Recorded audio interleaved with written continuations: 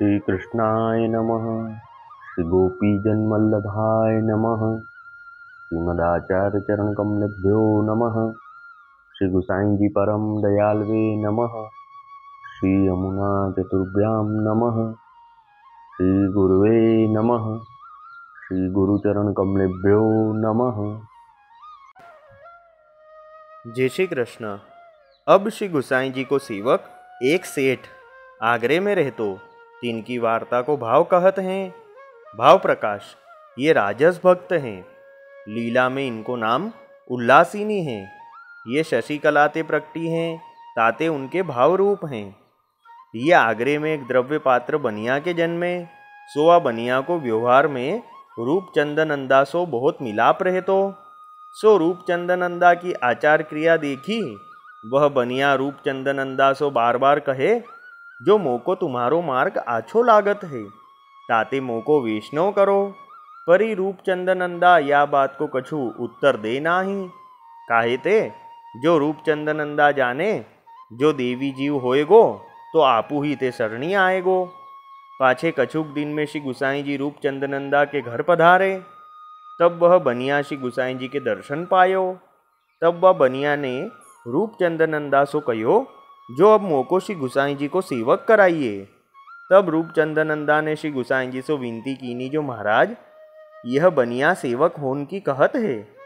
तब श्री गुसाई जी वाको कृपा करी नाम निवेदन कराए। पाछे वह बनिया घर आई, अपनी स्त्री बेटा दो उनको रूप चंदनंदा के घर ले आयो। पाछे उनको श्री गुसाई जी के सेवक कराए, नाम निवेदन करवाए। तब वे दो वैष्णव भये। पाछे ये तीनों रूप चंदनंदा के घर नित्य जाई भगवत वार्ता सुने। ता पाछे कछुक दिन में वह बनिया और वाकी स्त्री दो मरे। तब वाको बेटा घर में अकेलो रह्यो। सो वाको ब्याह तो भयो नाही हतो। सो वाने अपने मन में विचार कियो, जो अब संसार में परनो उचित नाही।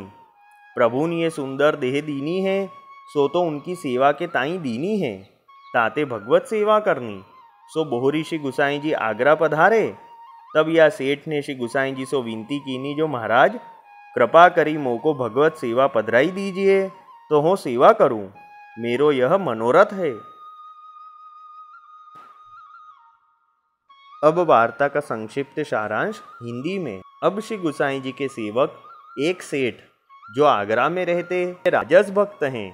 लीला में इनका नाम उल्लासिनी है। इनका जन्म आगरा में एक द्रव्य पात्र बनिया के घर हुआ। तो वह बनिया का व्यापार में रूप चंदनंदा से बहुत मिलाप होता था।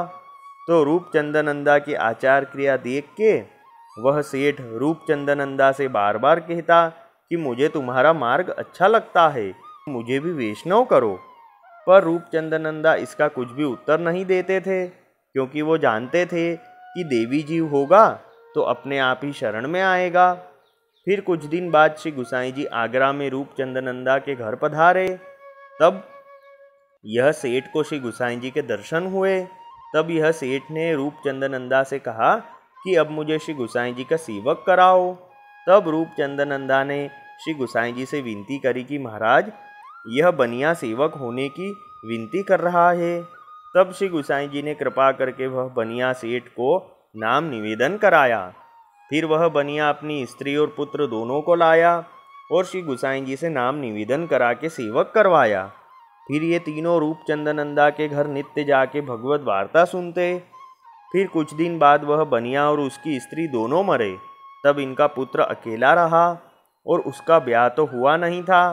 तब उसने अपने मन में विचारा कि अब संसार में पड़ना उचित नहीं है।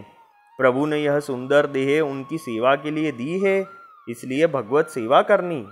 तो फिर एक बार जब श्री गुसाई जी आप आगरा पधारे, तब यह बनिया पुत्र श्री गुसाई जी के पास आया और विनती करी कि महाराज कृपा करके मुझे भगवत सेवा पधरा दीजिए तो मैं सेवा करूं, मेरा यह मनोरथ है।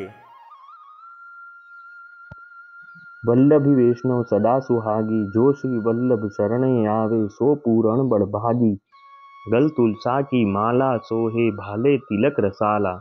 तापर वल्लभी मुद्रा सोहे, मुख बोले गोपाला।